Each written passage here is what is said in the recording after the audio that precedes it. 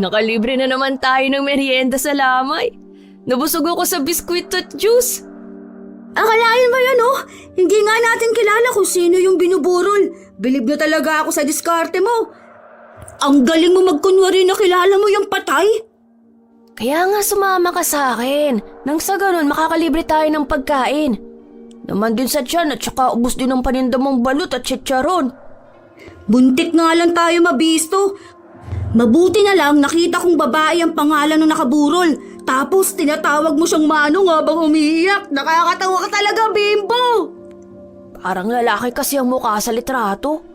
Di pa naman ako masyadong marunong magbasa. O siya, dito na lang ako. Umuwi ka na ha. Siguradong hinihintay ka na ng inay mo. Sige, bukas ulit. Mabuti, maaga na ubos paninda natin. Kumakaway-kaway pa si Bimbo habang papalayo. Natatawa na lamang si Dodong sa kapilyuhan ng kanyang kaibigan. Madalas silang napapadaan sa mga lamay at nagkukunwaring kakilala ng namatay upang makalibre ng merienda. Tuwing umagay nangangalakal ang dalawa at binibenta sa junk shop ang kanilang naipong mga lata at plastik kapag walang pasok sa paaralan. Sa gabi naman ay nagtitinda sila ng balot at chicharona. Nasa ika-6 na baitang na si Dodong, samantalang si Bimbo'y nasa ika-3 baitang sa edad na 12. Madalas lumiliban sa klase si Bimbo dahil imbis na mag-aral ay pinipili niyang kumita ng pera. Isang labanderang ina ni Dodong. Baldado ang kanyang ama buhat ng maaksidenteng truck na minamaneho nito. Samantalang si Bimbo ay masalimuot ang buhay dahil palaging bugbog sarado sa lasenggero at suguran nitong amain. Kahit kailan ay hindi siya pinagtanggol ng ina sa kinakasama nito. Kaya gano'n na lamang ang awa ni Dodong sa kaibigan. Sinaktan ka na naman ng demonyong laron na yun, ano? Walang araw na wala kang pasa sa mukha o sugat. Kinuha niya ang kinita ko sa pangangalakal. Mabuti na lang, naitago kong puhunan sa chicharon at balut. Loko-loko talaga ang taong yun. Ang laki-laki ng katawan, magnanakaw. Sinabi mo pa. Sa inis ko, binato ko ng lata. Kaya yun, pinubugo ko. Si nanay naman kinampihan pang lalaking yun. Maliit na halaga lang naman daw ang kinuha ni Leron. Kaya sana hinayaan ko na lang daw. 3 araw ko yung pinaghirapan para sa kaarawan ni Botchoy. Ay, oo nga pala. Kaarawan na ni Botchoy sa susunod na linggo. Magpipitong taon na si Botchoy. Hindi man lang kami pinaghanda ni inay sa kaarawan namin. Yung naipon kong anak kinuha ni Leron, pambili sana ng cake. Di bale, mag-iipon ulit tayo. Tsaka may kaunting naipon din ako. Yun na lang muna ang pambili natin ng panghanda ni Botchoy. Salamat talaga, Dodong Mabuti ka pa, kahit papano mahal kayo ng inay niyo. Samantalang si inay, puro na lang si Leron ang pinagsisilbihan. Kaala mo kung sinong hari. Ewan ko ba kung anong nakita niya sa lalaking yun kung bakit patay na patay siya. Ayos naman kami nang mamatay si tatay. Ngunit nung dumating ang Leron na yun, parang nagkandileche-leche ng buhay namin magkapatid. Isang malaking pabigat ang lalaki ni inay. Oh, tayo na. Baka mahuli pa tayo sa plaza. Maraming tao na ron dahil linggo. Tumaan kina Mang Berting ang magkaibigan upang kunin ang mga chicharon at balot na kanilang paninda. 7:00 pa lamang ng gabi ay naubos na kaagad ng dalawa ang kanilang inilalako.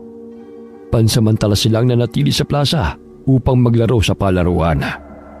Mababanag ang pagkamangha ni Bimbo sa mga batang kasama ang mga magulang at masayang kumakain. Lihim siyang nakaramdam ng inggit sapagkat sa mura niyang isipan ay kinakailangan niya maghanap buhay upang makakain silang magkapatid. Oh, ba't parang natulala ka na riyan? Tingnan mo sila, Dodong. Napakaswerte nila dahil magkasama silang pamilya. Walang problema. Tapos mabibili nila ang lahat ng gusto nilang kainin. Sana sa kaarawan ni Botchoy mabili ko rin siya ng spaghetti tsaka fried chicken katulad nung kinakain ng batang yun Kaya nga mag-iipon tayo para maibili rin natin siya niyan.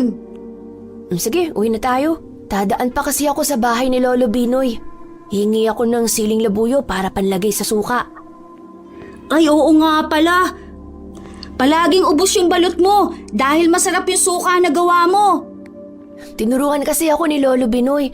Kahit yung bagoong na sinasawsawan ng nilagang saging, ang sarap kaya. Sasamahan na lang kita kina Lolo. Maaga pa naman eh. Habang naglalakad sa daan, ay napansin na magkaibigan ng dalawang lalaki na may kausap na magandang babae. Nanlaki ang mga mata ni Bimbo nang makita ang amay na nakahawak sa bewang ng babae bago ito sumakay ng taxi. Kailan pa kaya niloloko ng lalaking yan si Inay? Hay nako! Wala na talagang ginawang tama si Leron. Yan mo na sila. Tayo na sa bahay ni na Lolo Binoy. Alas 7 na ng gabi nakarating sina Bimbo at Dodong sa bahay ng matanda. Doon madalas napapagawi si Bimbo sa tuwing sinasaktan siya ng amain at ina. Kaibigan ng kanyang ama si Lolo Binoy at may katandaan na ito. Nag-iisa na rin sa buhay kaya apo ang turing nito kay Bimbo. Maraming pananim sa bakuran ni Lolo Binoy. Mayayabong ang tanim nitong siling labuyo. Kaya sa kanya nangihingi si Bimbo para sa ginagawang suka na inilalagay sa balot. Kumuha na lamang kay Rian. Ang daming bunga ng sili. Binibenta ko na nga lang yan sa palengke dahil sayang din kung masisira lang. Walang tigil sa pamumungay ang siling pananim nyo, Lolo. Alagang-alaga eh. Kaya kumuha na lamang kayo ng kakailangan ninyo. Basta wag nyo lang sasayangin upang hindi magtampong tagapangalaga ng sili. Opo. Sana magkatotoong kinukwento nyo tungkol sa mga engkantado. Nang sa ganun, magkaroon ako ng tagapagbantay para hindi na ako sinasaktan ni Leron. Hanggang ngayon ba'y binubugbog ka pa ng lalaking yon? Opo. Kung hindi lang dahil kay Butcher, hindi na ako uuwi sa amin. Kaso nga lang, hinahanap-hanap ako nun. Ayaw din niya mawalay kay Inay, kaya tinitiis ko na lamang umuwi para sa kanya. Huwag kang mag-alala. May hangganan din ang lahat ng paghihirap mo, anak. Basta manalig ka lamang sa poong may kapal. Ipinaghain ng pritong talong at kanin ni Lolo Binoy ang dalawang bata. Batid niyang hindi pa nakapaghapunan ng dalawa dahil nasimot ng mga ito ang kanin sa kaldero. Napansin ni Lolo Binoy ang sugat sa bandang leeg ni Bimbo. Kaya't kinuha niya ang bote ng langis at ginamot ang sugat nito. Bakit hindi na lamang iwan ng iyong inay ang kinakasama niya? Tingnan mo ang ginagawa nito sa inyo. Sinumbong ko nga po nun si Leron sa pulis. Ngunit gumawa ng paraan si Inay upang makalaya ang lalaking yun. Ako pang pinagalitan niya. Matapos na makalaya si Leron, ilang araw lang naman tumino tapos balik sa dating gawin na pambubugbog sa amin. Nakita ko nga po kanina may kasamang ibang babae. Ay nako, kaya dumito na sana kayo ni Butchoy kasama ko. Matapos kumain ay nagpaalam na ang dalawang magkaibigan kay Lolo Binoy. Napahinto sila sa paglalakad nang makitang may dalawang taong nagkukubli sa kadiliman. Naaninaw ni Bimbo na isang babae ang nakayapos sa lalaki dahil sa mahaba nitong buhok. Kahit saan tayo magpunta, may nakikita tayo magkapareha. Ay naku, pinaiira lang kapusukan, tingnan mo. Naghahalikan pa habang nagkukubli sa puno. Teka, tingnan mo Bimbo. Parang hindi na naaaliw ang lalaki. Parang humihingi na ng tulong. Naku, anong tulong? Parang masayang-masaya nga sa ginagawa nila. Tingnan mo, winawagayway pang dalawang kamay habang nakataas. Iba na yan, Bimbo. Halika't magtago tayo. Parang hindi na kasi normal na halikan ang ginagawa nila. Nagkubli ang dalawa sa puno at doon pinagbasdan ang ginagawa ng dalawang taong kanilang nakikita sa di kalayuan. Sa tulong ng liwanag ng buwan ay naaninaw nila na tila mga ahas na gumagapang sa katawan ng lalaki ang buhok ng babae. Naanimoy sinisip-sip nito ang enerhiya at dugo ng lalaki. Kitang-kita ng dalawang binatilyo nang bitawan ng babae ang katawan ng lalaki.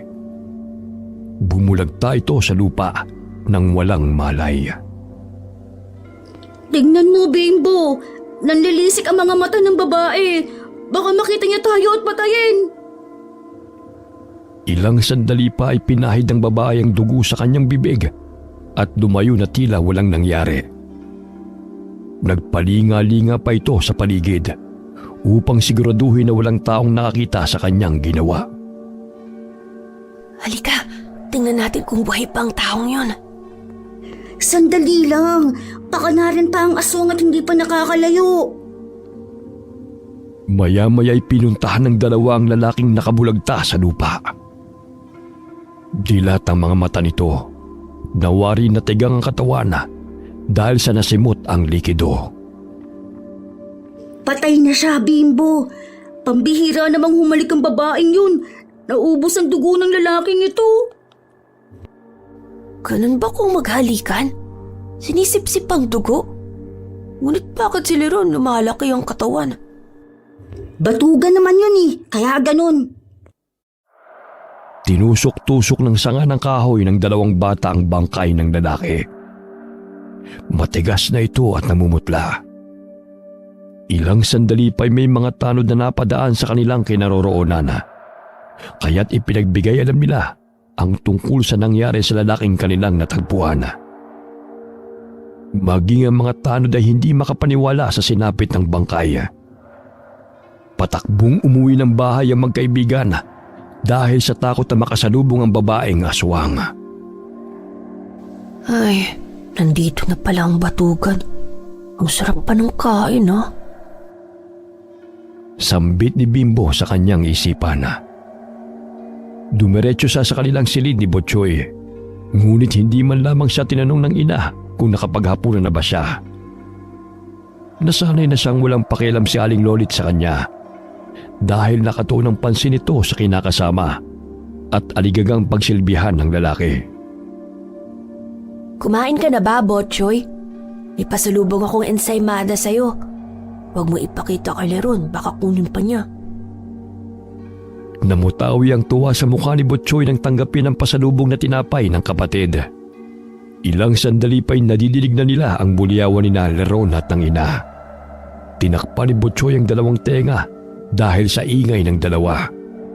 May napansin si Lolit na bahid ng lipstick sa kwelyo ng damit ng lalaki at amoy pabango rin ito ng babae. Walang araw talagang hindi nagpabangayan ng dalawang yan. Kailan pa kaya tatahimik ang bahay na to? Napasulyap si Bimbo sa larawan ng kanyang ama na nakasabit sa dingding. Kinuha niya yun at hinaplos. Simula nang mawala ka, Tay, parang namatay na rin si Inay. Nawala ng pagmamahal niya sa amin. Puro na lang si Leron ang inaasikaso. Naririnig mo pa ang pangayan nila? Kasalanan din kasi ni Inay kung bakit nagkakaganyan ng lalaking yan. Sinanay niyang saktan siya. Lagi niya kasing sinasabing hindi namin mapupunan ni Botchoy ang kaligayahan na naibibigay ni Leron sa kanya. Kaligayahan ba ang tawag sa palaging nagmumurahan? Palaging nang bubugbog sa amin?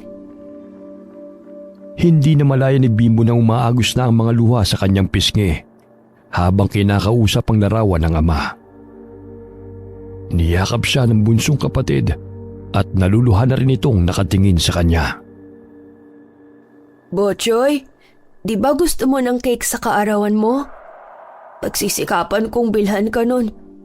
Di bali nang wala akong pambili ng tsinelas. Basta mag-iipon ako para sa kaarawan mo. Ilang sandali pa, narinig nilang bumukas ang pintuan at padabog yung sinarado. Umalis ng bahay si Lerona. Gayon na lamang ang paghabol ng kanilang ina sa lalaki. Aawayan tapos susuyuin. Nalaman na nga niyang ng bababae ayaw pang hiwalayan. Tulog na nga tayo, Botchoy. Maya-maya, bati na naman yung dalawa. Maagang nagising si Bimbo upang gumawa ng mga sangkap sa sinamakang suka. Umiwa siya ng sibuyas, siling labuyo at bawang na ilalagay sa bote. Nagulat siya nang marinig ang boses ni Leron sa kanyang likuran. Hoy bata, may pera ka ba riyan? Bilan mo nga ako ng kape. Hindi pa nga ako nakapaglako, Chong. Yung naipon ko, kinuha mo na po. Ilang araw ko na nagtitinda, wala kang pera? Bilhan mo ako ng kape kung ayaw mong basagin ko yung bungo mo. Eh bakit pa kasi kinasanayan mo na lang ang manghingi? Wala pa nga po akong kinikita. Ah, sasagot ka pa? Gusto mo bang pamumugin kita ng dugo ngayon? Inambahan ni Leron si Bimbo upang suntukin. Dahil sa pagkainis ng binatilyo, ang tinadtad na siling labuyo ay hinaplos niya sa mga mata ng lalaki. Ganun na lamang ang galit ni Leron nang makaramdam ng init at hapdi sa kanyang mga mata at halos hindi na nito maimulat. Ang laki-laki mong tao, batugan ka! Akala mo ba hindi ko alam na nang bababae ka? Niloloko mo si nanay! Mahuli lang kita! Babaling ko yung mga buto mo! Lintik kang bata ka! Napangisi si Bimbo nang makitang hindi maganda ugaga si Leron sa pagpunta sa kusina habang nakapikit. Kinapa nito ang balde, ngunit wala itong lamang tubig. Lintik kang bata ka! Bigyan mo ako ng tubig, maghihilamos ako! Bahala ka sa buhay mo! Nararapat lang yan sa'yo! Nagising si Aling Lolit at bumungad sa paningin nito ang hindi magkamayaw sa galit na si Leron, habang ang anak na si Bimbo ay tumatawa. Ay naku, Nay! Huwag mo nang tulungan yan! Niloloko ka niyan! Nakita ko, may kasama yung babae kagabi! Ngunit imbis na magalit ito kay Lerona, ay siya pang hinampas ng walis ng ina. Aligagang kumuha ng tubig ang ina sa banyo at binuhusan ng tubig ang mukha ng kinakasama. Umiiyak si Butchoy nang makitang sinaktan ng ina ang kapatid. Dahil sa inis ni Bimbo ay kinuha niya ang mga bote ng suka at inilagay sa basket. Hindi pa sana siya aalis upang maglako. Ngunit mas pinili niyang lisanin ang kanilang bahay dahil sa pagiging bulag ng kanyang ina sa katotohanan, dulot ng pag-ibig. Patakbong sinundan siya ni Butchoy at napagpasya nitong sumama na sa kapatid dahil maging siya ay sinasaktan din ni Lerona. Natutulog pa si Dodong nang puntahan nila ito. Kaya pinapasok na lamang sila ni Aling Ani sa bahay at ginising ang anak. Papungas-pungas na lumabas ang kwarto si Dodong. May pasok ako ngayon. May pagsusulit kami eh. Dumito muna kayo sa bahay. Hindi ka ba papasok ngayon sa eskwela? Hindi na muna. Sa susunod na linggo na lang. Isang linggo ka nang lumiliban ah. Pagagalitan ka na niyan ng guro ninyo. Paala na. Ayoko nang umuwi sa amin. Doon na muna kami kay Lolo Binoy. Mag-agahan na muna kayo rito. Sabay na tayong umalis. Naaawa si Aling Ani sa magkapatid. Hindi lingid sa kaalaman nito ang nangyayari sa buhay ni na Bimbo. Kaya paminsan-minsan ay doon sa kanila kumakain ang binatilyo. Kahit sila may salat sa pera. Kahit papano'y maswerte pa ang kanyang mga anak dahil nandyan siya na naghahanap buhay. Alam mo, Dong, hindi man kaaya-ayang manalangin ng masama. Ngunit sa pambababae ng Leron na yon, hindi magtatagal mangyayari sa kanyang sinapit ang lalaking nakita natin.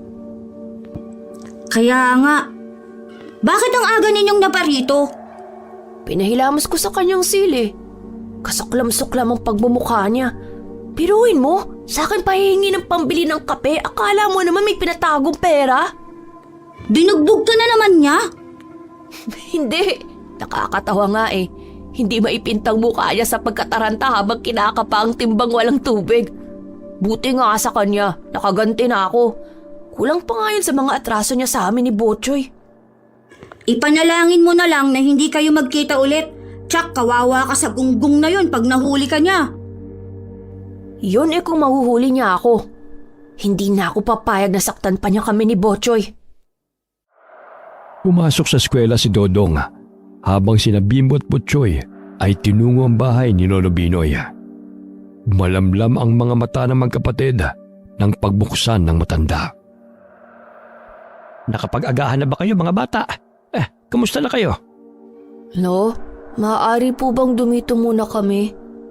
Ayaw na naming umuwi sa bahay kasi puro pasakit at problema na lang ang dala ng laro na yun sa amin. Bay siyempre, bukas ang malit kong bahay para sa inyo. Huwag kayong mag-alala, Lo. Magtatrabaho po ako. Hindi po kami magiging pabigat ni Botchoy sa inyo. Ikaw talagang bata ka. Manatili kayo rito hanggat kailan nyo gusto. Marami naman akong pananim na mga gulay sa aking bakuran. Natitiyak kong hindi naman tayo magugutom. Maraming salamat po, Lolo. Balang araw, masusuklian ko rin po ang kabutihan niyo sa amin. Tinapik ng matanda ang balikat na magkapatid at agad na inihain ang nilagang saging na kanyang niluto. Ilang sandali nagpaalam ang binatilyo kay Lolo Binoy upang kumuha ng siling labuyo. Napamangha siya sa magkadikit na sili na animoy hugis puso. Matigas yun na maihahalin tulad sa isang kristal na bato. Ipinakita niya yon kay Lolo Binoy. Maging ang matanda ay napamangha nang makita niya ito. Abay, muli na namang sumibol ang mutya ng sili. Ngunit sa pagkakataong ito, kakaibang mutyang kambal na ito. Napakapalad mo, anak. Dahil sa iyo ito nagpakita. Isang beses kada isang dekada lamang ito matatagpuan. Nasisiguro kong ikaw ang napili ng mga inkantadong gabay. At isa sa taong malapit sa iyo ang siyang makapagmamay-ari ng kalahati nito. Kusang hati ito sa dalawa kapag nakaharap mo ang siyang itinakda ng mga inkantong gabay. Sa ngayon ay kailangan ko munang basbasan ang mutyang bato na ito upang lumakas ang bisa at kapangyarihan nito. Kambal na mutya? Talaga po bang napili ako ng engkantado? Naku, napakaswerte ko naman! Basta kapag nasa iyo na ito, huwag mong gamitin sa kasamaan. Dahil magtatampo ang tunay na nagmamay-ari nito. Maaaring bawiin ang iyong gabay. Opo, Lolo. Pangako, gagamitin ko to sa kabutihan. Inilagay ni Lolo Binoy ang mutyang bato ng siling labuyo sa isang pulang tela. Marahan siyang pumikit at nanalangin. Ilang sandali pa'y pinahiran niya ito ng langis na may mga halamang sangkap at pinataka ng natutunaw na kandilang pula ang paligid ng kambal na mutya ng sili. Pakaingatan mo ito, Bimbo. Matutulungan ka nito mula sa kapahamakan at ang isa pang magmamay-ari ng mutya. Opo. Alo, maaari ko bang iwan dito si Botchoy? Mangangalakal muna ako. O siya, ako nang bala sa kapatid mo. Mag-iingat ka sa daan, anak. Pangiting lumabas ng bahay si Bimbo, dala ang sako. Inilagay niya sa tali ang mutyang bato ng sili at ginawang pulseras. Nagsimula siyang maghanap ng mga kalakal sa basurahan nang bigla niyang nakasalubong ang isang napakagandang babae. Bahagya siyang napatigil sa pagkalkal ng basura at napatulala dahil sa kagandahan nitong taglay. Napangiti pa ito sa kanya, kaya't wari niya'y nakakita siya ng anghel na bumaba mula sa langit. Nagpatuloy sa paglalakad ng babae hanggang sa mawala ito sa paningin ng binatilyo. Ay, napakaganda niya. Ano kayang pangalan niya? Ngayon lang ako nakakita ng babaeng ganun kaganda. Napatigil siya sa kanyang pagpapantasya nang bigla siyang biniti ng isang lalaki mula sa kanyang likuran. Nakakilala niya ang boses nun, kaya't pilit siya nagpupumiglas upang makawala. Nandito ka lang palang bibwit ka? Pagbabayaran mong ginawa mo sa akin. Gusto mo pa akong mabulag, ha? Kulang pa nga yun sa lahat ng pambubugbog mo sa amin. Batugan! Sinong batugan, ha? Siyempre, ikaw. Alam mo naman ako. Di ka lang batugan, napakahina pa ng utak mo. Batugan pala, ha? Tignan ko lang kung hanggang saan ang tapang mong bata ka. Bago pa man suntukin ni Leron si Bimbo, ay sinipa siya ng binatilyo sa panga, dahilan na tumilabo nito. Hindi mawarin ni Bimbo ang lakas na malakuryenteng nananalaytay sa buo niyang katawan. Nakatayo pa siya nang bumagsak sa lupa. Bumangon si Lerona, ngunit nakaramdam ito ng sakit sa kanyang bunganga. Sinapo niya ang bibig dahil dumurugo ito. Nagdilat ang kanyang mga mata nang makitang nagsilaglagan ng kanyang mga ngipin. Walang hiya ka talagang bata ka! Puro sakit ng ulo ang dala mo! Tumakbo palayo si Bimbo mula sa kinaroroonan ng lalaki. Maging siya ay hindi maipaliwanag kung paano niya nasaktan si Leron dahilan ng tumilabo nito. Hanip, ang lakas na pagkakatadyak ko sa kanya. Maaari kayang dahil yun sa mutya ng sili? Ilang sandali pa'y nakita niyang tumatakbo patungo sa kanyang kinaroroonan si Dodong at agad siyang inakbayan nito. Oh, bakit parang ang saya mo? Dong, hindi ka maniniwala sa sasabihin ko. Alam mo bang nagkatotoo ang kwento ni Lolo Binoy tungkol sa mutya? Napakalakas ng kapangyarihan. Akalain mo, nalaga sa mga ngipin ni Leron nang tadyakan ko siya. May taglay ka bang mutya? Patingin nga. Ito, mutyang bato ng siling labuyo. Maghahati raw ito kapag natagpuan na ng kambal ng mutya ang magmamay-ari sa kanya. Masayang ipinakita ni Bimbo ang mutyang bato sa kaibigan. Ilang sandali na mangha silang dalawa nang bigla itong kuminang. Nang hawakan ni Dodong ang mutya, ay bigla itong nahati sa dalawa. Nakita mo yun, Dong?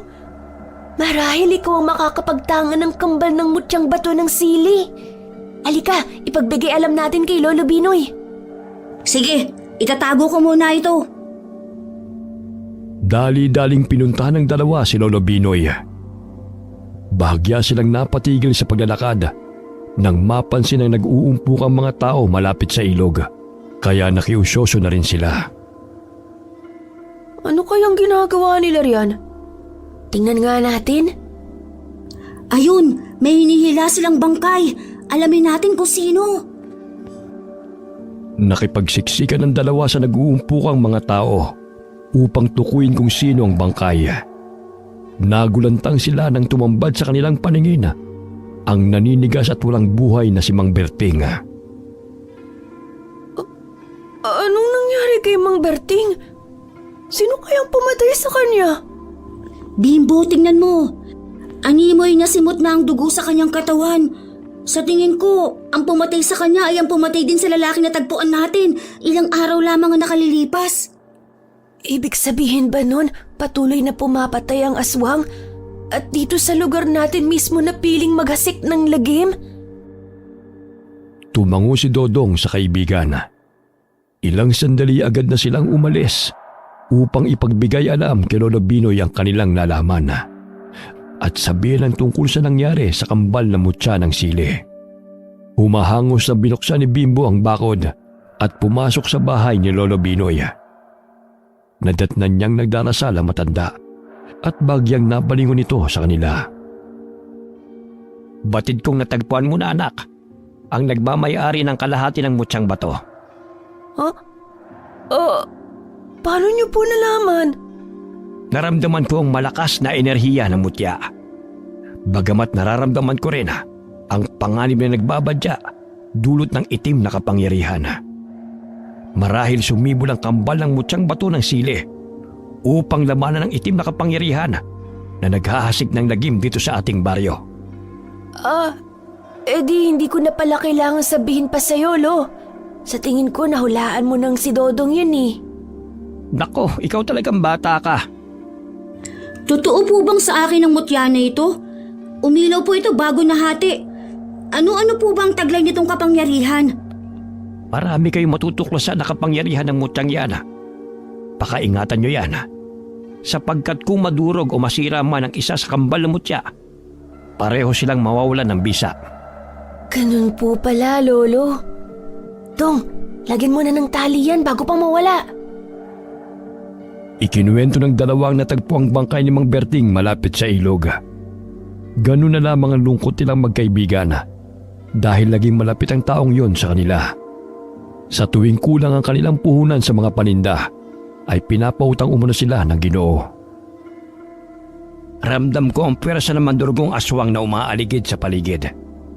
Sila ay magagandang babae tuwing umaga, ngunit nakakasindak ang anyo tuwing gabi. Ayon sa saling kwento, ang mga mandurugong aswang ay nagkaroon ng hinanakit o nakaranas ng pagkabigo sa lalaking kanilang iniibig. Kaya't naghihiganti sila sa pamamagitan ng pagpatay. Mapanganib ang kanilang halik at malaahas na buhok. Yun po siguro ang nakita namin ni Dodong. Tila sinisip-sip nito ang likido sa buong katawan ng lalaki. Kaya natatagpuan ng bangkay na natutuyot, katulad din sa bangkay ni Mang Berting. Naku, sana naman hindi lahat na magaganda ay mandurugong aswang. Pag nagkaganon, mga pangit na lang ang matitirang normal na mga tao. Ay nako, kayo talaga mga bata kayo. Maiintindihan nyo rin yan balang araw. Kusang gaganang mutyang bato na inyong tangan at gagabayan kayo ng inyong mga inkantadong gabay kapag kayo ay nasa panganib. Huwag na kayo mag-isip ng kung ano-ano. Basta mag-ingat at palaging maging handa anumang oras sa paglusob na masasamang nilalang. Ilang sandali pa'y inihanda ng dalawang binatilyo ang mga sukat asin para sa kanilang mga paninda. Kay Mang Rodolfo na lamang sila kumuha ng mga panindang balot na kapatid ni Mang Berting. Ayon sa kwento ni Mang Rodolfo, ay lumabas ng bahay si Mang Berting bandang alas 8 ng gabi. May kikitain daw itong kaibigan. Ipinagwalang bahala na lamang nila kung saan ito pupunta dahil madalas naman itong lumalabas ng bahay upang makipag-inuman. Biyudo si Mang Berting at may 2 anak. Hinahayaan na lamang siya ng kanyang mga anak kung may nililigawan man ito. Nagimbal sila nang malaman na natagpuang walang buhay ang kanilang ama. Hindi pa tukoy kung sinong salarin sa pagkamatay ni Mang Berting. Maging ang mga kapulisan ay nahihirapan din. Alam mo, Dong, may nakita akong babaeng maganda kanina. Ngunit hindi naman siguro siya mandurugong aswang. Kasi napakaamo at malaanghel ang kanyang mukha. Kung aswang lang siguro ang paghihinalaan, mas masasabi kong parang aswang ang aming guro dahil sa bagsik nitong itsura. Palaging galit at nanilisik ang mga mata kapag hindi kami nakakasagot sa mga katanungan niya Matandang dalaga naman si Binibining Cruz. Lahat naman ng estudyante natatakot sa kanya. Sinabi mo pa! Nakikita mo ba yun? Si laro niya na. May kasama na namang babae. Hindi magtatagal mabibiktima rin niya ng mandurugong aswang dahil sa pambababae niya. Ay naku, makakapagpahinga lang yan sa pangluloko kung patay na siya. Sinumpa mo na talaga ang laron na yan. Nanunuot sa buto ang galit mo sa kanya. Naaawa ko kayo na Naging bulog sa pag-ibig dahil sa lalaking yan. Di niya nakikita ang halaga namin ni Botchoy. Alam mo, Dodong, mag-iipon ako ng pera. Bahalang araw makakapagtapos kami ng pag-aaral ni Botchoy upang maipagmalaki kami ni Inay. Iniwan ng magkaibigan si Botchoy kay Lolo Binoy. Dumaan silang muli sa ilog kung saan natagpuan ang bangkay ni Mang Berting. Walang bahid ng dugo roon maliban sa mga bakas ng paa ng pangkaraniwang tao. Sa tingin ko, nangaakit ng kalalakihan ng mandurugong aswang na yun at nambibiktima siya tuwing sasapit ang dilim. Hanapin natin ang aswang na yun habang nagtitinda tayo. Marahil kilala o nakakasalubong lang natin siya sa anyong tao. Ha? Nakikita mo ba ang nakikita ko, Bimbo? Lapitan natin ang mga nagkukumpulang mga kababaihan. Bentahan na rin natin sila ng ating mga paninda. Kasama rin nila ang bakla. Bugaw ang baklang yan. Kaya nga, baka isa sa mga babaeng nariyan na kasama niya ang mandurugong aswang. Malalaman natin kapag takot sila sa atin at bawang. Agad nilang tinungo ang kinaroroonan ng mga babaeng nagkukumpulan at binentahan ng balot at chicharon. Mga ma'am, masarap po tong sukang sinamakan. Nakakabata po to. Kumpleto recados po. Swak na swak ang anghang. Balot! Pampalakas ng tuhod, mga magagandang dilag! Hindi kayo makakaramdam ng pagod! Natatawa na lamang ang mga kababaihan sa 2 binatilyo. Humugot ng pera ang isang dalaga at itinago pa nito sa loob ng kanyang damit pang itaas at ibinigay sa 2. Gayon na lamang ang kanilang pasasalamat nang tanggapin ang 200. Maging ang sukli ay hindi na nito kinuha. Mas lalo pa po kayong gumaganda, mga ma'am. Maraming salamat po sa inyo. Ilang sandali nagpaalam na sila Bimbo at Dodong. Tanging ang bakla na lamang ang hindi kumain ng balot at chicharon. Napaka-arte naman ng baklang yun. Nalansaan sa balot at ayaw sa suka. Sa tingin mo, Dong, siya kaya ang mandurugong aswang? Ang sabi ni Lolo, magandang babae ang aswang, hindi bakla. Napatampal si Bimbo sa noo at sabay silang nagtawanan. Maya-maya'y may napansin silang isang babae na lumalakad na mag-isa. Palinga-linga ito sa paligid na animoy may hinihintay. Nagkubli ang 2 binatilyo sa poste habang tinatanaw ang babae na nakatayo sa kadiliman. Walang taong napapadaan doon, kaya't nagtaka sila kung bakit naroon pa rin ang babae. Ilang sandali pa'y nasipat nilang may paparating na lalaki. Malaki ang hubog ng katawan nito.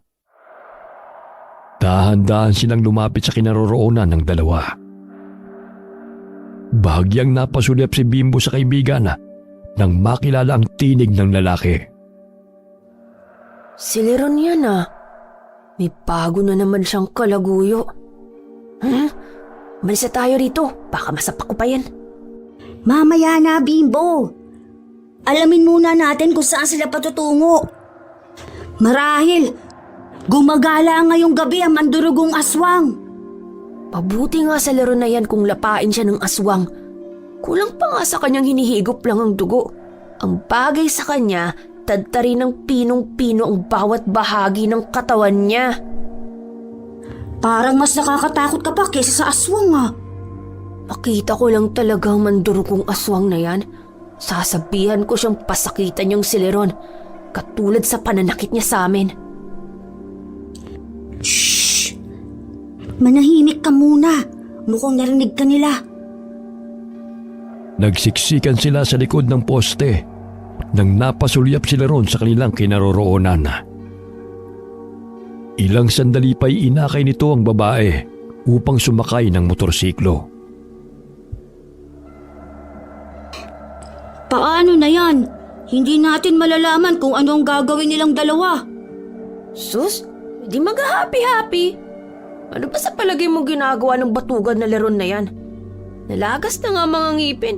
Hindi pa rin mapigilan ang libog niya sa katawan. Tayo na nga. Mamaya, hindi pa maubos ang tinda natin sa kasusunod natin kay Leron. Nagpatuloy sa paglalakad ang magkaibigan. May nakakasalubong silang iilang mga binata at dalaga na naglalakad sa daan. Kaya tinanong nila ang mga ito kung saan patungo. Sinabi ng 2 binata na may sayawan sa baryo ng San Juan dahil sa nalalapit na piyesta. Napagpasya nilang tumungo roon upang maglako ng kanilang mga paninda. Malayo pa lamang ay tanaw na nila ang ilaw at maririnig ang malakas na tugtugan. Tuwing araw ng Biyernes at Sabado ginaganap ang sayawan hanggang sa sumapit ang fiesta. Aba, tamang-tama, maraming tao. Tiyak, ubos ang paninda natin dito. Ang daming magagandang babae, Dodong. Sa tingin mo, nandito kaya mandurugong aswang? Pwede. Kaya kailangan nating magmatsyag sa paligid. Nakipagsiksikan sila sa maraming tao upang magbenta ng balot at chicharon. Hindi sinasadyang nasagi ng isang lalaki si Bimbo. Dahilan para mapasubsob ang binatilyo sa likod ng isang babae. Naglapot ang pulseras na may mutyang bato ng sili sa binti ng babae. Nantilat ang mga mata ni Bimbo nang mapansin at tila nalapnos ang balat nito. Kaya dahan-dahan siyang tumayo at lumayo sa galit na babae. Pasensya na po kayo. Hindi ko sinasadyang saktin ka. Mababanag ang galit sa mukha ng babae. Hinila niya ang laylayan ng kanyang damit upang matakpan ang napasong bahagi ng kanyang binti at agad na lumabas ng sayawan. Napawang ang labi ni Bimbo dahil hindi makapaniwala sa nakita. Napasulyap siya sa kaibigan na abala sa pagtitinda ng chicharon. Pinuntahan niya ang kaibigan at binulungan. Ngunit dahil sa malakas ang musika na pinatutugtog, ay hindi ito maintindihan ni Dodong. Muli niyang binulungan ang kaibigan upang marinig siya nito. Dong, nakita mo ba yun? Napaso ang binti ng babae nang malapat ang mutya ng bato ng sili sa kanyang balat. Marahil isa siyang mandurugong aswang. Hindi! Nasaan ba siya? Lumabas. Sundan natin siya bago pa siya mawala sa paningin natin. Kulay pula ang kanyang blusa at itim ang suot niyang palda. Naku, pambihira naman. 3 ang nakikita kong babae na ganyan ang suot. Mahaba ang kanyang buhok at nakatrintas. Ayun siya! Nakikita mo ba? Siya nga! Halika, sundan natin kung saan siya pupunta. Nakipagsiksikan muli ang dalawa mula sa mga tao upang sundan ang babae na kanilang pinaghihinalaang aswang. Naaninaw nila na pumasok ang babae sa mayayabong na talahiban. At palinga-linga pa ito sa paligid kung may taong sumusunod sa kanya. Malayo-layo na yun sa kinaroroonan ng sayawan. Kaya't nagtaka ang dalawang binatilyo kung saan ito paroroon. Maya-maya'y may narinig silang humahangos. Marahan nilang hinawi ang mayayabong na damuhana. Napatampal si Bimbo sa kanyang bibig nang maaninaw na dinidilaan ng babae ang nalapnos nitong binti. Nagkatinginan ng dalawa at marahang lumakad palayo mula sa kinaroroonan ng nakitang aswanga. Ngunit bigla silang napahinto nang may pumulupot sa kanilang mga paa. Ikaw yung magandang babae na nakita ko nung nakaraang araw. Isa kang aswang? Maganda ba yan? Ang pangit nga eh. Tingnan mo nga, Bimbo. Buhagag ang buhok at nandidilat ang mga mata. Yaman din lamang na nalaman nyo na ang sekreto ko. Hindi na kayo makakaalis pa ng buhay. Napangisi ang babae habang nakapulupot ang mahabang buhok nito sa mga paa ng dalawang binatilyo. Hinihila rin niya ang mga ito papalapit sa kanya. Ibinuka nito ang malaki niyang bunganga at inilabas ang mahaba at matulis niyang dila. Ngunit bago pa man tusukin ito ang tiyan ng dalawang binatilyo, ay maliksing isinaboy ni Bimbo ang sinamakang suka sa papalapit na dila nito. Buwisit kang bata ka! Wala ka nang ginawa kundi pasuin ako! Hinila niyang muli si Bimbo upang tuluyan ang makalapit sa kanya. Gamit ang mahabang dilay tinabig niya ang bote ng suka na hawak ni Bimbo, kaya't tumilapon ito. Napangisi pa ito nang makita ang takot sa mukha ng dalawang binatilyo. Gayunpaman ay nilakasan pa rin ng dalawa ang kanilang loob upang malabanan ng mandurugong aswang. Kahit na humihingi ng tulong sina Dodong at Bimbo, ay hindi pa rin sila naririnig ng mga tao dahil sa lakas ng tugtog. Habang patuloy silang kinakaladkad ng aswang palayo sa lugar na yon. Walang makakarinig ng panagoy ninyo! Nagkakasayahan na ang mga yun. Mga walang pakialam sa kapwa basta't mapapasaya lamang ang sarili. Ganyan naman kayong mga tao. Puro kayo makasarili. Malakas na napahalakhak ang mandurugong aswang. Ngunit laking gulat niya nang biglang nakaramdam siya ng sakit. Nang tumama sa kanyang pisngi ang mga asin na sinasaboy niya na Bimbo at Dodong. Marami pang asin dito, Bimbo! Heto! Saluin mo! Agad na sinalo ni Bimbo ang supot ng asin na inihagis ni Dodong. Nang gagaliiti sa galit ang mandurugong aswang dahil sa ginagawa ng dalawang binatilyo. Tuluyan nang nakawala ang dalawa mula sa panggagapos nito. Naaaninaw nila ang kinaroroonan ng sayawan. Nagulat sila nang biglang huminto ang malakas na tugtog ng musika, kasabay ng pagpatay ng mga ilaw. Dong, ano kayang nangyayari? Hindi ko rin alam eh. Magtago muna tayo. Natitiyak kong hinahanap tayo ng aswang na yun. Napamangha silang dalawa nang mapansin ang munting liwanag na nagmumula sa mutyang bato na kanilang taglay. Ilang sandali pa'y may nakapa si Bimbo na tao na nakahandusay sa damuhan. Patid niyang buhay pa ito dahil nararamdaman pa niya ang tibok ng puso nito. May tao dito sa tabi ko, Dodong. Patay na ba? Buhay pa siguro. Mainit-init pa eh. Malapad ang dibdib. Sarat ang ilong. May nakapa akong mga butil-butil sa muka. Mga tagyawat siguro. Naku, parang mukha nila ron kung di ako nagkakamali. Hala, baka sila ron nga yan na naghihingalo. Naputol ang pagbubulungan ng dalawa nang marinig ang sigawan ng mga tao na nagmumula sa sayawan. Hindi na nila naririnig ang mga yabag ng aswang na naghahanap sa kanila. Maliban na lamang sa habol hininga ng taong nasa tabi ni Bimbo. Nagulat si Bimbo nang bigla siyang hawakan sa braso ng taong nasa kanyang tabi. Ramdam niya ang pangangatog ng katawan nito dahil sa matinding takot. Tulungan niyo ako. May aswang. Pinatay nilang kasama ko. Chongleron? Bakit buhay ka pa? Anong nangyari sa'yo? Lintik kang bata ka. Gusto mo na talaga ako mamatay? Siyempre naman. Nagtataka nga ako kung bakit ang kasama mo pang namatay. Siguro niligtas mo lang ang sarili mo at iniwan mong babae. Hindi. May pumarang babae sa amin. Sabi niya makikiangkas sa patungo sa San Juan. Pinasakay rin namin sa motorsiklo.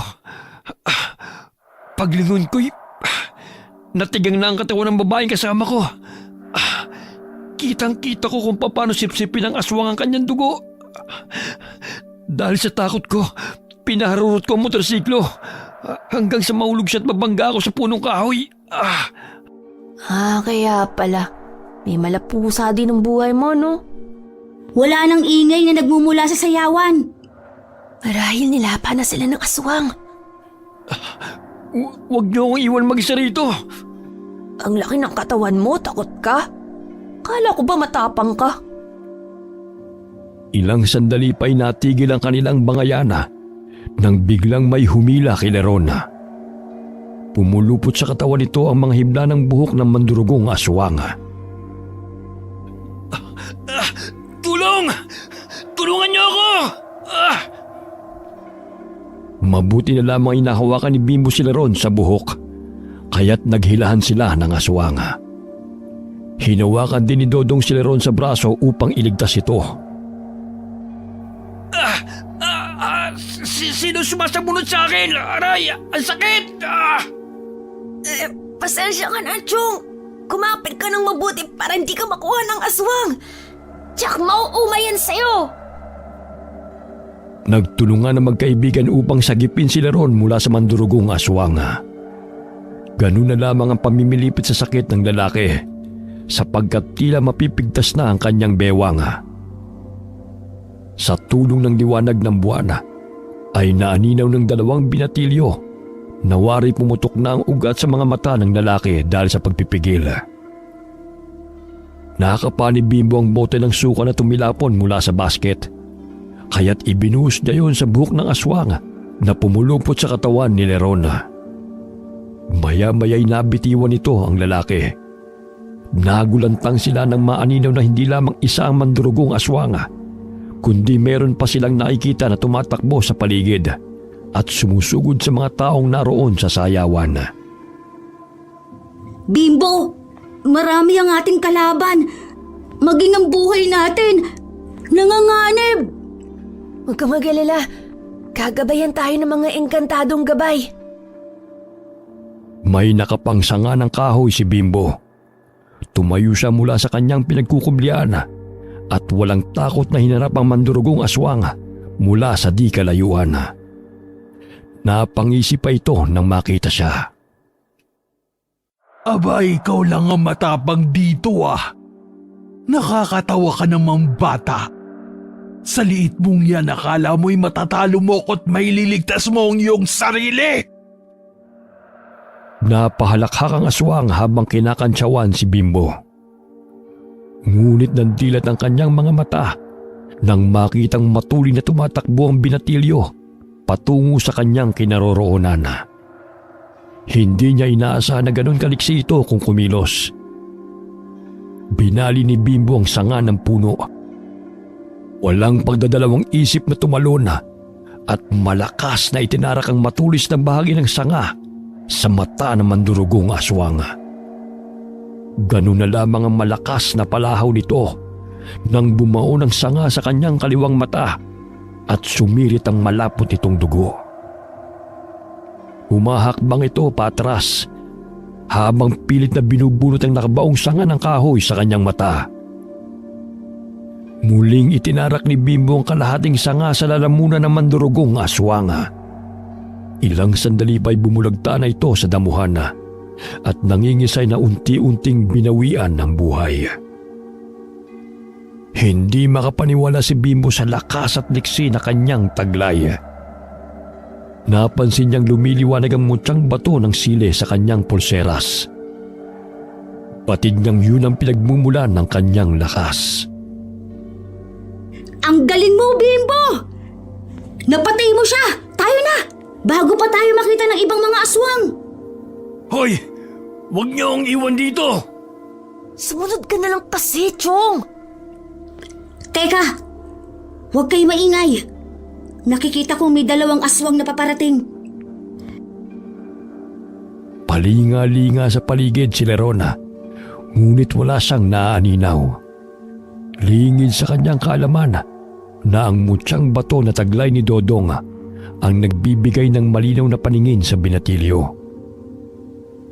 Biglang napatulala ang isang binatang tumatakas nang humarang sa harapan nito ang dalawang mandurugong aswang. Ganun na lamang ang pagmamakaawa ng binata upang hindi siya patayin, kagaya sa ibang kalalakihang naroon. Ani mo'y musika sa aming pandinig sa tuwing nakakarinig kami ng taong nagmamakaawa. Ngunit sino ba naman kami upang hindi pakinggan ng inyong mga panaghoy? Ay, nakakaawang mga nilalaang. Animoy malaahas na gumapang ang mga buhok ng mandurugong aswang na pumulupot sa katawan ng binata. Ngunit bago pa man masipsip ng aswang ang dugo ng binata, ay binato siya ni Dodong ng balot, kaya tinamaan siya sa ulo. Maging sila ron ay tumulong sa dalawang binatilyo. Sino naman ang mapangahas na yan upang kalabanin kami? Lumabas lang talahiban sina Dodong at Bimbo. Patakbong hinarap ang dalawang mandurugong aswang. Pinaliguan ni Bimbo ng sinamangkang suka ang mukha ng babae. Gayon din ang pagsaboy ni Dodong ng asin sa kasama nito. Kitang-kita nila kung paano unti-unting naagnas ang magandang mukha ng dalawang babae na kanilang kaharap. Nabitiwan ng mga ito ang binata, kaya tumakbo ito palayo. Dahil sa galit ay pinulupot ng aswang ang malakas nitong buhok sa katawan ng dalawang binatilyo at malakas na ibinagsak sa lupa ng paulit-ulit. Ganun na lamang ang pamimilipit ng mga ito. Hoy! Bitiwan niyo sila! Pinagbabato sila ni Neron ng balot. Ngunit mababanag ang takot sa mukha nito nang makitang napangisi ang dalawang aswang habang nakatingin sa kanya. Matipunong lalaki. Siguradong mabubusog tayo nito.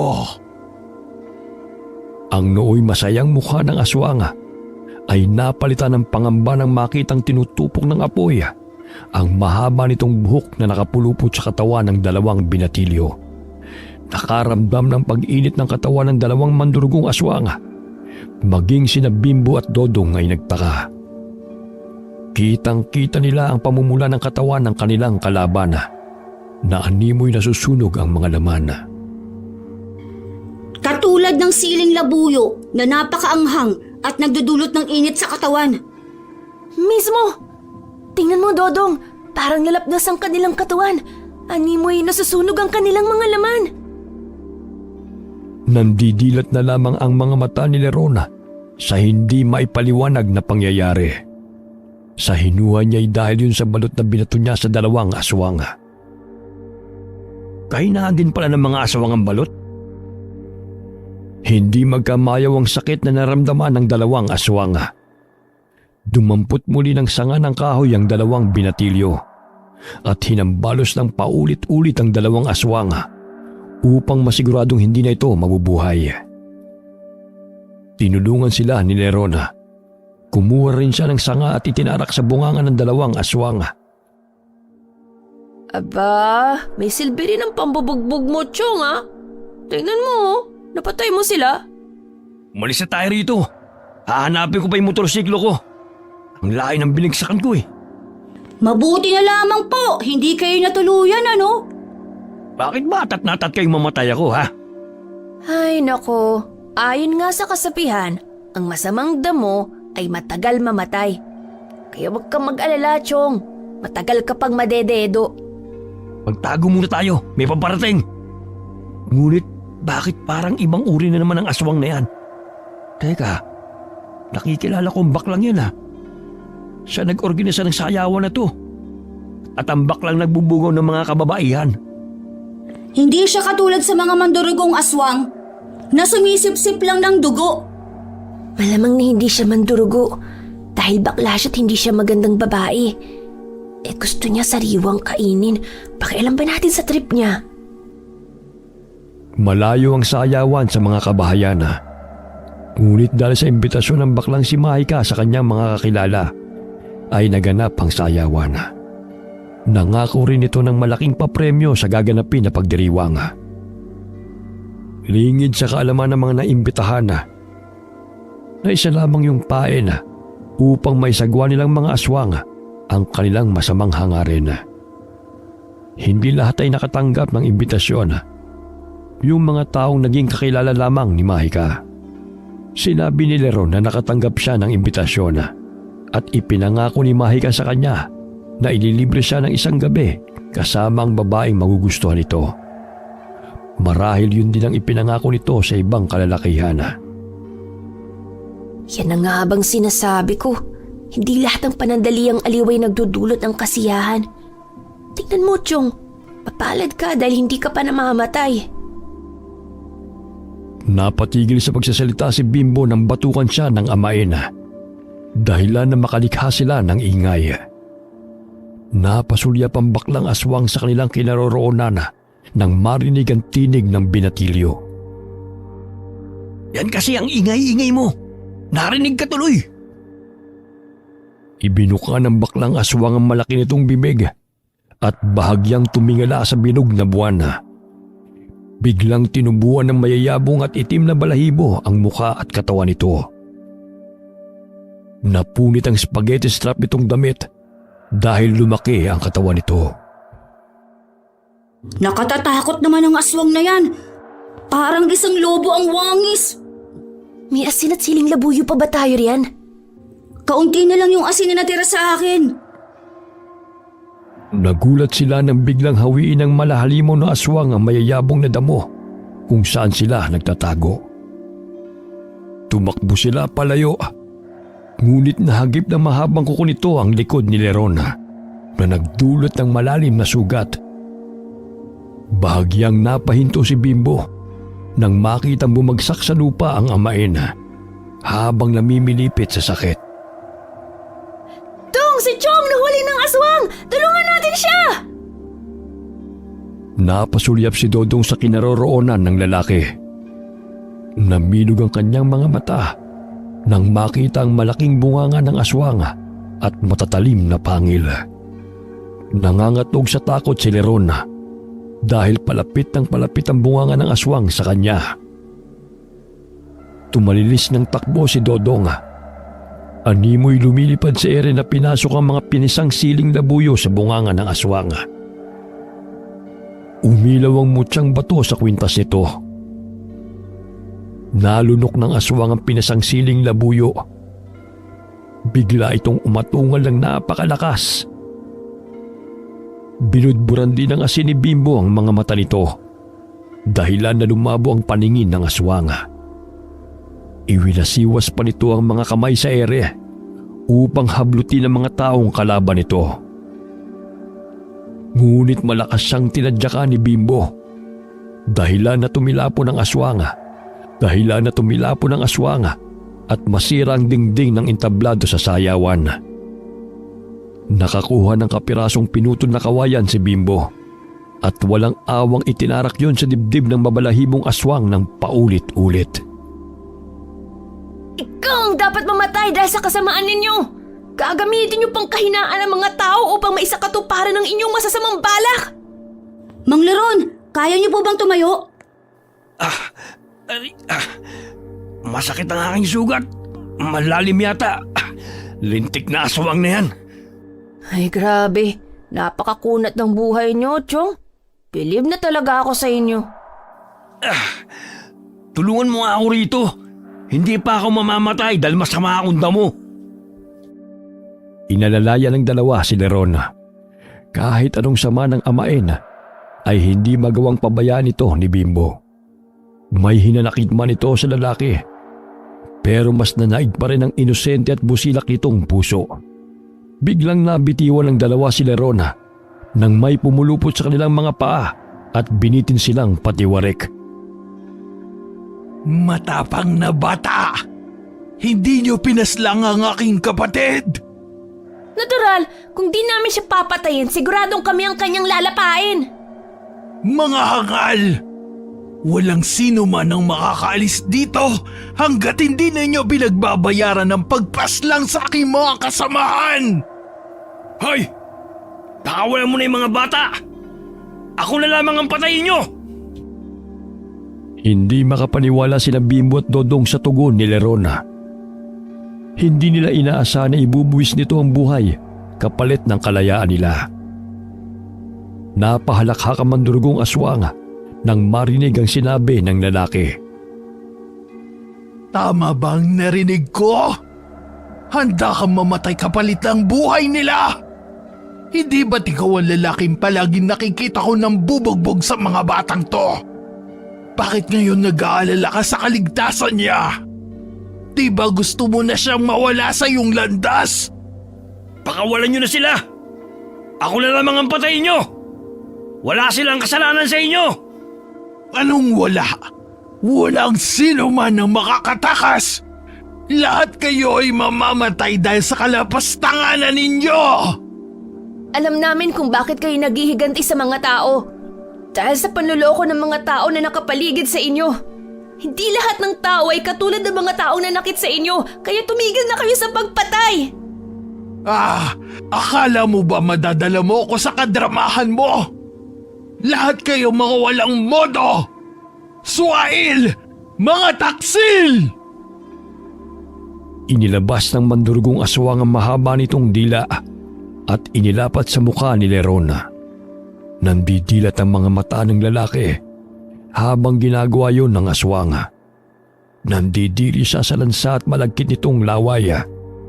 Nabaling ang tingin ng mandurugong aswang sa isang babae na naroon sa ilalim ng kawayang upuan. Sumigaw ito dahil sa takot at akmang tatakbo. Ngunit maliksing itinarak ng mandurugong aswang ang mahaba at matulis nitong dila sa tiyan ng babae. Walang awa nitong sinipsip ang dugo ng biktima hanggang sa matuyot bago niya ito binitiwan.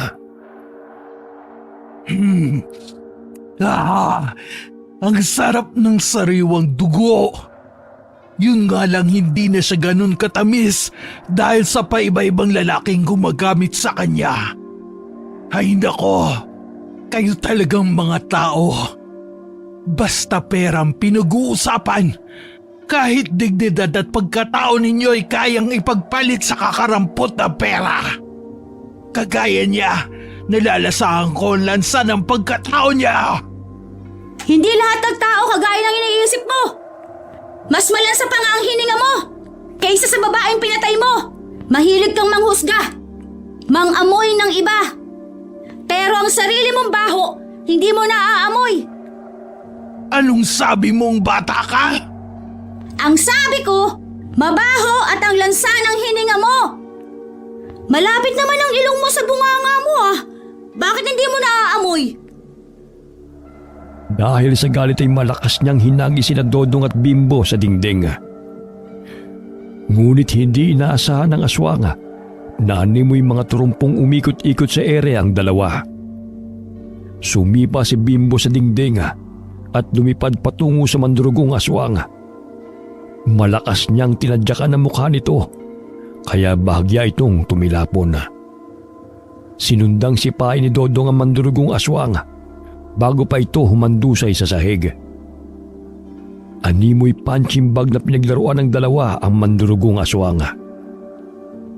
Napatulala na lamang si Lerona habang nasasaksihan ang pananakit ng dalawang binatilyo sa mandurugong aswang na kanilang kalaban. Inilabas muli ng aswang ang mahabang dila nito. Bimbo!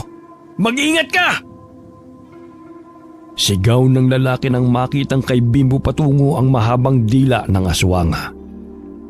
Pinulupot nito ang mahabang dila sa binti ng binatilyo at itinapon sa labas ng sayawan. Napasubsob si Bimbo sa mga taong nakasalansan na wala ng buhay. Diyos ko, ang dami nilang pinatay. Napatingala si Bimbo nang maramdaman na may taong papalapit sa kanya. Naaninaw niya na isang magandang babae yun. Mapaklang napangiti ito sa kanya. Ngunit napatda siya nang mapansin ang mga bahid ng dugo sa damit nito. Agad siyang tumayo at patras na humakbang. Kailangan mo ba ng tulong? Parang nahihirapan ka dyan eh. Huwag kang lalapit. Alam kong isa ka ring aswang at kayo ang pumatay sa kanila. Napangisi ang babae. Ilang sandali tumayo ang mahaba nitong buhok at gumapang patungo sa binatilyo. Ganun na lamang ang pagtakbo ni Bimbo upang hindi siya mahuli ng babae. Pagulong-gulong siya sa talahiban at malising inilaga ng malaahas na buhok nito. Umakyat siya sa puno, ngunit patuloy pa rin siyang sinusundan ng babae. Ano kaya ang gagawin ko? Tiyak na mahuhuli niya ako. Wala talagang kapaguran ng mga aswang. Inaabangan siya ng aswang sa ilalim ng punong kahoy. Binali niya ang sanga upang gawin yung sandata. Nahaninaw niya ang mga hibla ng buhok nito patungo sa itaas ng puno. Kaya't napagpasya niyang tumalon pababa. Bago pa man niya naitarak sa ulo ng mandurugong aswang ang hawak niyang sanga, ay natabig yun ng aswang gamit ang mahabang dila nito. Kaya't bumagsak siya sa mandurugong aswang. Lumapat ang mutyang bato ng sili sa noo ng aswang. Kitang-kita ni Bimbo kung paano unti-unting nasunog ang mga hibla ng buhok nito. Maging ang balat ng aswang ay napaso. Dali-daling tumayo si Bimbo upang makalayo sa aswang. Nangingisay ito habang malakas na pumapalahaw. Napapaso sila sa tuwing lumalapat ang mutyang bato sa kanilang balat. Yun ang kanilang kahinaan. Animoy na nga lahat ang nasunog na laman sa katawan ng mandurugong aswang bago ito binawian ng buhay. Sinipa-sipa pa ito ni Bimbo upang siguruhin na patay na ito. Hindi na ito gumagalaw at tanging bungo na lamang ang natira sa ulo nito. Kailangan kong puntahan si Dodong. Marahil marami pang aswang na nagkukubli lamang sa paligid. Naririnig niya ang mga kaluskos na nagmumula sa talahiban. kaya dali-dali niyang tinungo ang kinaroroonan ng amain at kaibigan. Akala ko napano ka na eh. Bimbo, napapasok sila sa batong mutya ng sili. Tingnan mo siya oh. Yun nga rin ang gusto kong sabihin sa'yo. Yun ang kahinaan nila. Ganyan din ang nangyari sa aking kalaban. Tara, umalis na tayo rito. Batid kong marami pa silang kasamahan na nagtatago sa paligid. Inakay nila si Leron at hinanap ang motorsiklo nito. Nang biglang may lumabas na babae mula sa nasirang pawid ng dingding. Naminog ang mga mata ni Bimbo nang makita ang ina. Nay? Anong ginagawa mo rito? Lolit, bakit ka napadpad rito? Malakas na sapakan dumapo sa mukha ni Lerona dahil sa galit ni Aling Lolit. Ayon sa alay sinundan nito ang kinakasama sakay ng tricycle. Nang mawala ito sa kanyang paningin, ay naglibot-libot siya sa maaaring puntahan ni Lerona hanggang sa mapadpad siya sa sayawan. Patawarin mo ako, Lolit. Hindi na talaga ako uulit. Bigyan mo pa sana ako ng isa pang pagkakataon na makabawi sa inyo. Pangako, magbabago na ako. Talaga, Chong? Paano kung hanggang salita ka lang pala? Hindi. Magbabagong buhay na talaga ako. Lolit, ikaw lang ang babaeng pinakamamahal ko. Sus, kung hindi ka siguro nasaktan ng mga aswang, siguradong hindi ka magbabago eh. Ayun ang motorsiklo ni Mang Leron. Paano tayo magkakasya riyan pa uwi? Tsaka di na kaya ni Chong nga magmaneho pa. Mag-abang na lang tayo ng tricycle. May napapadaan naman siguro rito. Ilang sandali pa'y may napansin silang tricycle na paparating. Sinabi ni Aling Lolit na yun ang tricycle na naghatid sa kanya sa sayawan. Sumakay sila upang umuwi. Ngunit nagtaka sina Dodong at Bimbo dahil hindi yun ang daan papunta sa kanila. Manong, mali po ang daang tinatahak natin. Napangiti lamang ang driver sa kanila. Nakasombrero ito kaya hindi masyadong maaninaw ang mukha. Ngunit napansin ni Aling Lolit ang balat ng driver. Maputi ito kumpara sa driver na naghatid sa kanya. May katandaan rin ang driver na kanyang sinakyan. Kaya naghinala sila ng masama.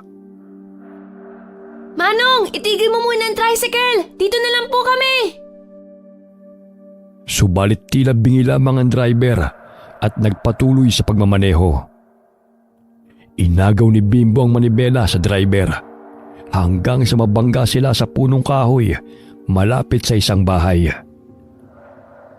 Naaninaw ni Dodong na may kinuhang itak ang driver mula sa bubong ng tricycle at may bahid ito ng dugo. Ilang sandali pa'y nasipat ng kanilang paningin ang nakabiting patiwarik ng mga tao.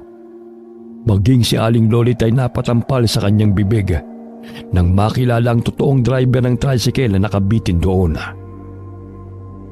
Anong gagawin mo sa amin? Mga halang na talagang kaluluwa ninyo! Nakikita mo ba yan? Sila ang pagkain namin kapag naumay na kami sa dugo. Paminsan-minsan masarap din ang karni ng tao. Hinataw ng babae gamit ang itak si Dodong. Ngunit mabilis na nakailag ang binatilyo. Sinipa siya ni Dodong kaya't napasubsob siya sa lupa. Inapakan ni Dodong ang kanyang kamay kaya't nabitiwan nito ang patalim. Humahagulgol si Aling Lolit sa labis na takot. Maya-maya'y may lumabas na dalawang lalaki sa loob ng bahay. Kinaladkad ng mga ito sina Aling Lolit at Leron. Ganun na lamang ang pagpupumiglas ng dalawa. Bitiwan niyo kami! Hindi pa ba kayo kontento sa dami ng inyong pinaslang? Pakawalan niyo kami! Napangisi lamang ang dalawang kalalakihan at pinukpok ng kahoy ang ulo ng dalawang bihag. Kaya't nawala ng malay ang mga ito. Tinali ng mga lalaki sina Leron at Aling Lolit at kinaladkad patungo sa sulok ng bahay. Dinampot ni Bimbo ang nabitiwang itak ng babae. Inambahan niya itong sasaksakin. Ngunit inilabas nito ang mahaba niyang dila at hinampas ang kamay ng binatilyo. Ilang sandali pinulupot niya sa leeg ng binatilyo ang mahabang dila nito. Halos mapigtas ang leeg ni Bimbo sa higpit ng pagkakasakal sa kanya. Bitiwan mo si Bimbo! Hayop ka! Nandilat ang mga mata ng babae nang makitang patakbong humahango si Dodong patungo sa kanyang kinaroroonan. Hawak ang itak. Walang awang itinarak ng binatilyo ang patalim sa ulo ng babae. Nandilat pa ang mga mata nito nang bumao ng patalim sa kanyang noo. Unti-unting lumuwag ang pagkakasakal nito kay Bimbo. Ngunit bago pa ito malagutan ng hininga, ay hinampas ng buhok nito si Dodong. Dahilan na tumilapon ito patungo sa tricycle. Nagtamo ng sugat si Dodong sa noo. Ilang sandali pa ay bumulagta na ang babae sa lupa at nawalan ng buhay. Dali-daling pinuntahan ni Bimbo ang kaibigan. Dong, ayos ka lang ba? Kaunting sugat lang to. Huwag ka mag-alala. Ayos lang ako. Inalalayan ni Bimbo ang kaibigan upang tumayo. Itinali niya ang bimpo sa noo ng kaibigan upang tumigil ang pagdurugo ng sugat nito. Bihag ng mga lalaki sina Inay at Chong. Puntahan natin sila. Pigil hinangang sinilip ng dalawa ang loob ng bahay. Halos maduwal sila sa lansa ng mga dugo ng mga tinadtad na bangkay na isinabit sa labas ng bahay. Mga putol na ulo at iba't ibang bahagi ng katawan ng mga tao. Tong, nakikilala kong isang to. Siya si Mang George na namamasada ng jeep. Pailing-iling na lamang ang dalawa dahil hindi makapaniwala sa sinapit ng mga bangkay. Naaninaw rin nila na may mga tinadtad na mga laman sa lamesa. Ilang sandali ay lumabas ang kasama nitong lalaki. At doon sumambulat sa paningin nito ang nakahandusay na walang buhay na kasama nilang babae. Umatungal ang mga ito dahil sa galit. Nagkaroon ng pagkakataon sila Bimbo at Dodong na makapasok sa bahay. May nakita silang nakasalang nakaawa sa apoy na naglalaman ng mga buto at karne ng tao. Tinapik-tapik ng dalawang pisngi nila Aling Lolit at Leron upang magising. Nay, Chong, gumising po kayo. Kailangan na nating makaalis dito bago pa tayo gawing nilaga. May nasipat si Dodong na timbang may tubig, kaya't ibinuhos niya yon sa dalawa. Ilang sandali nagkaroon ng malay sina Aling Lolit at Leron, kaya agad nila itong kinalagan. Bimbo, bilisan na natin. Paparating na ang dalawang lalaking yun. Kitang-kita ng dalawa ang galit sa mga mukha ng lalaki. Inakay nilang palabas ang dalawang nakatatanda. Ilang sandali pa'y nakita sila ng dalawang lalaki, kaya't dali-dali silang lumabas ng bahay. Nay, bilisan na natin. Nandiyan na sila. Bimbo! Iwan niyo na ako rito! Iligtas niyo na lamang inyong ina! Mababanag ang pag-alala sa mukha ni Lerona nang makita ang kalagayan ng mga batang gusto silang iligtas. Hinila ni Dodong ang isang silya nang makita ang paparating na lalaki. Galit nitong hinataw ng patalim ang mga bihag, ngunit sinanggayon ni Dodong gamit ang silya. Kailangan niyo makasakay sa tricycle upang makalayo rito. Hindi ko na kaya magmaneho. Sobrang sakit ng mga sugat ko. Basta, gagawa ko ng paraan upang makatakas tayo rito.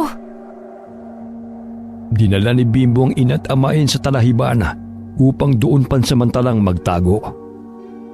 Habang nilalabanan ni Dodong ang dalawang kalalakihan, ay tinutulak niya ang tricycle patungo sa itaas na bahagi ng kalsada dahil nagpadaos-dos yun ng mabangga sa kahoy.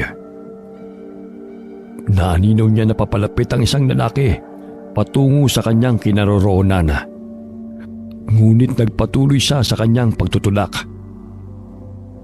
Diyos ko po, Tulungan niyo po kami makaligtas mula sa mga masasamang nilalang na to.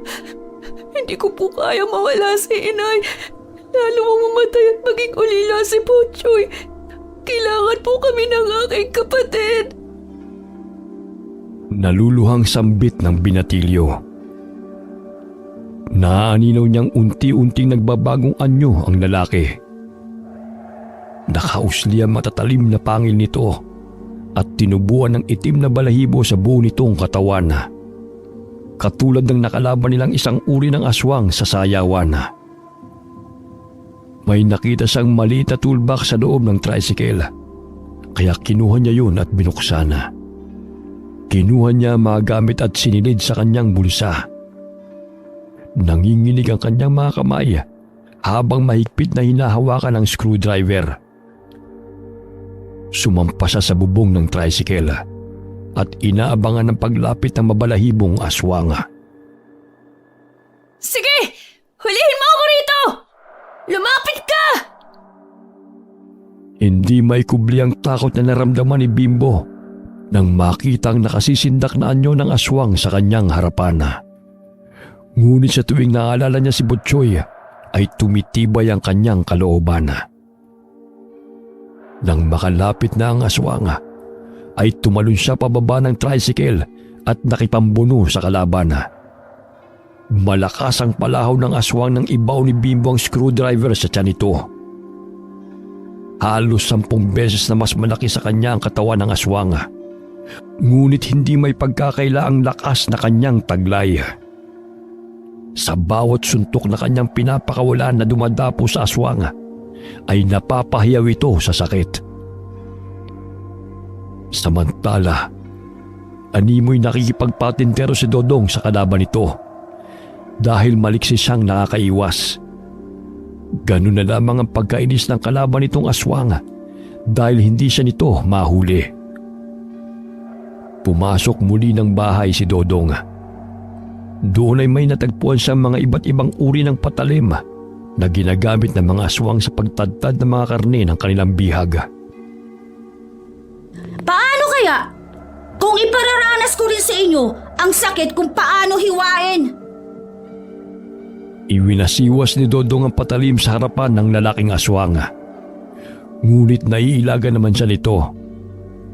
Tumalon ang aswang patungo sa harapan ni Dodong, kung saan malapit lamang siya sa malaking kawa na nakasalang sa apoy.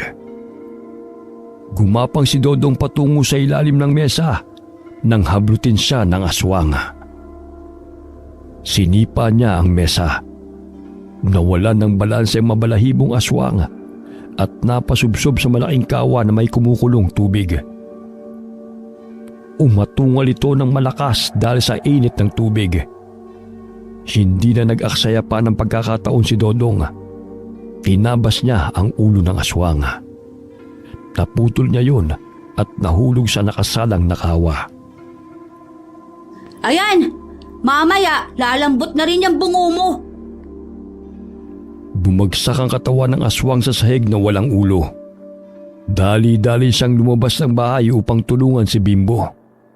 Nakikita niyang tila nagsasayaw lamang ito ng tinikling sa pag-ilag sa kalaban nito. Ilang sandali naglambitin si Bimbo sa likod ng kalaban nitong aswang.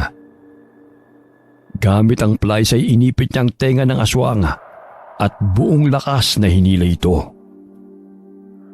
Natanggal ito dahilan ng panggagalaitin ng aswang. Hinawakan siya nito sa pantalon upang ibagsak sa lupa. Ngunit mahigpit ang kanyang pagkakakapit sa likod ng aswang. Hindi niya napansin na nanunuot sa laman ng kalabang aswang ang mutyang bato ng sili. Kaya't walang humpay ang atungal ng kalaban nito. Nasipat ng aswang ang batong mutya na nakalapat sa kanyang balat. Hinablot niya yun dahilan na mapigtas ang pulsera sa kamay ni Bimbo. Napaso ang kamay nito sa batong mutya kaya nabitiwan niya ito. Dumampot siya ng bato upang basagin ang mutya ng sili. Ganun na lamang ang pagpipigil ni Bimbo sa kamay ng aswang. Maya-maya'y bumagsak si Bimbo sa lupa nang hablutin siya muli ng aswang kasabay ng pagsira nito sa mutya ng sili. Ngunit bago pa man bumagsak ang malaking bato sa mutya, ay matuling tumakbo si Dodong upang kunin ang mutya ng sili. Ganun na lamang ang pagkagulat ng aswang nang biglang sumulpot sa kanyang harapan si Dodong. Muling nagdikit ang mutya ng bato ng sili. Lumikha ito ng liwanag at nagpaikot-ikot sa aswang. Hindi mawari ng dalawang binatilyo na animoy nanunuot sa kalamnan ng aswang ang init sa buong katawan nito. Maya-maya'y naaninaw nila na nasusunog ang mga balahibo nito at bumagsak sa lupa na natusta ang buong katawan. Ilang sandali bumagsak sa lupa ang kambal na mutyang bato ng sili at muling nahati sa dalawa. Nagkatinginan silang magkaibigan. Maging sina Leron at Aling Lolit ay hindi makapaniwala sa hiwaga na kanilang nasaksihan.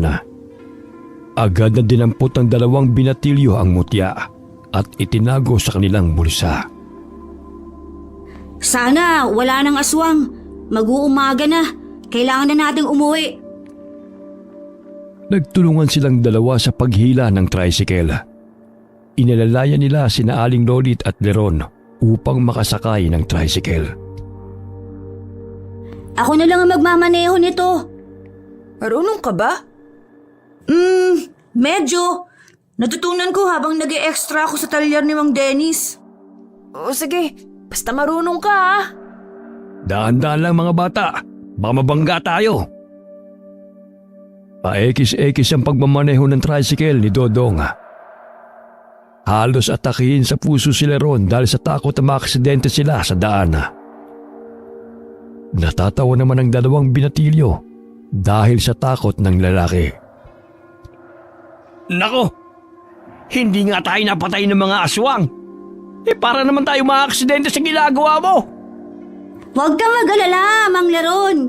Makakarating ka sa bahay ninyo ng buhay. 6:00 na ng umaga nang makarating silang apat sa kanilang baryo. Ganun na lamang ang pag-aalala ni Lolo Binoy. Hindi naman siya makaalis sa tinitirahan nito dahil hindi niya maiwan ang natutulog na si Butchoy.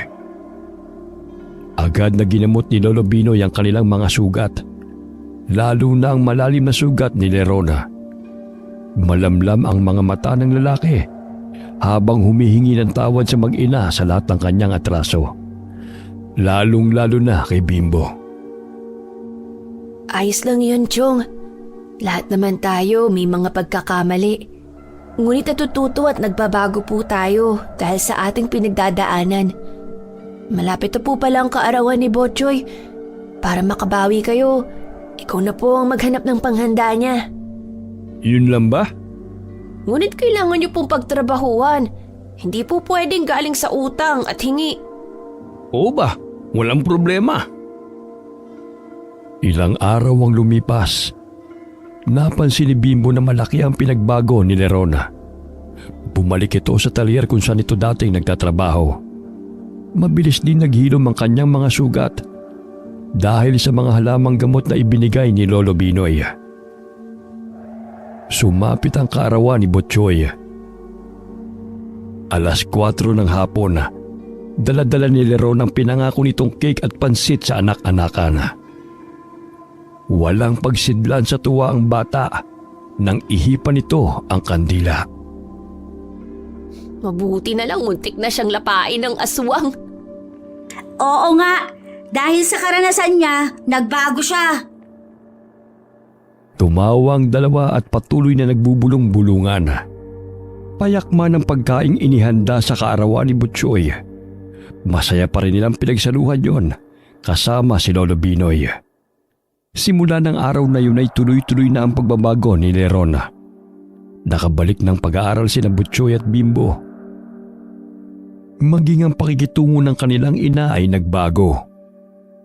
Pinaramdam nito sa mga anak kung gaano kahalaga ang bawat araw na sila'y magkasama. Wakas. Nakalibre na naman tayo ng merienda sa lamay.